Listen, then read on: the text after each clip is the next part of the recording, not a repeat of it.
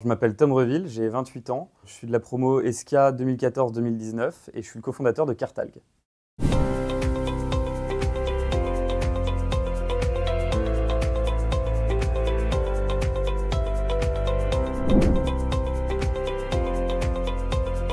J'ai passé 3 ans sur le cursus programme Grande École de l'ESCA classique et ensuite je me suis orienté vers le master communication et médias digitaux. Cartalg, c'est à la fois un bureau d'études en ingénierie environnementale, mais aussi un concepteur et installateur d'unités de valorisation de déchets, des technologies qu'on installe notamment à l'international, qui permettent de transformer des déchets organiques en énergie, en gaz ou en électricité.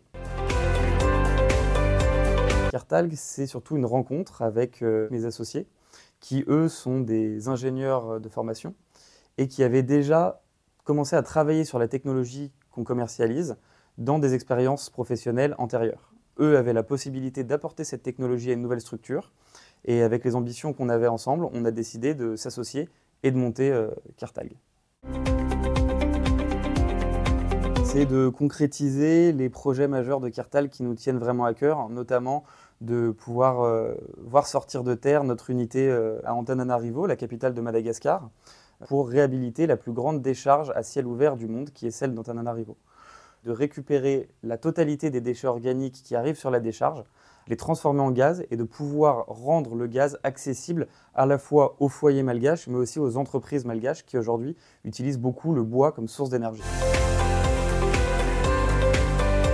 J'ai toujours eu l'envie d'entreprendre, d'avoir ma propre structure et surtout d'avoir un petit peu un impact un peu plus fort que simplement en rejoignant un groupe déjà existant.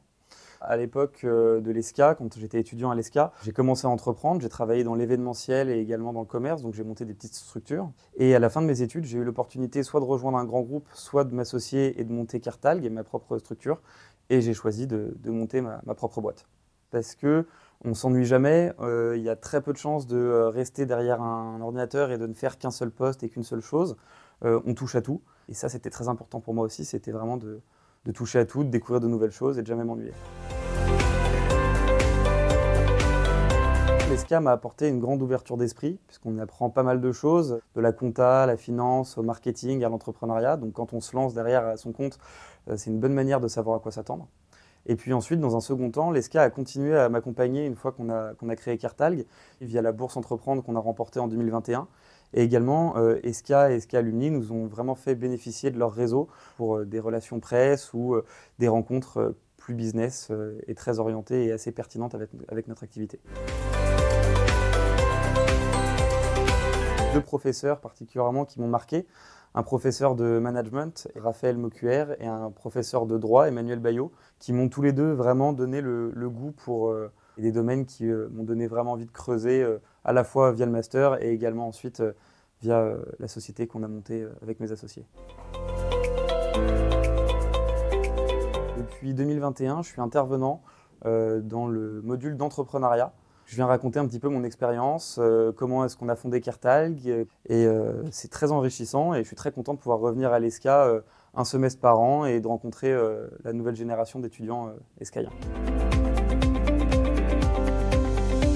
Aller vers les professeurs, ne pas hésiter à aller les voir, à leur poser des questions, parce qu'ils ne sont pas que profs très souvent, ils ont beaucoup d'expérience et beaucoup de choses à nous apprendre.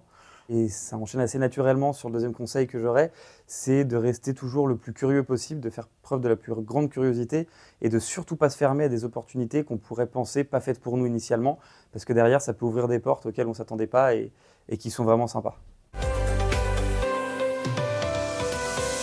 Ambition, parce que c'est une école qui pousse à être ambitieux, mais qui est également très ambitieuse elle-même, avec l'ouverture de nouveaux campus, l'ouverture à l'international.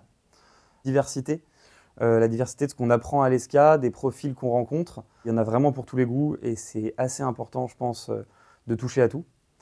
Et pour finir, le soutien que l'ESCA apporte à la fois aux étudiants quand ils sont à l'ESCA, quand ils veulent entreprendre, quand ils ont un projet ou simplement quand ils ont besoin d'aide, mais également le soutien aux anciens de l'ESCA quand ils sont dans le monde du travail, quand ils ont besoin de conseils, de rencontres ou même d'un petit coup de pouce.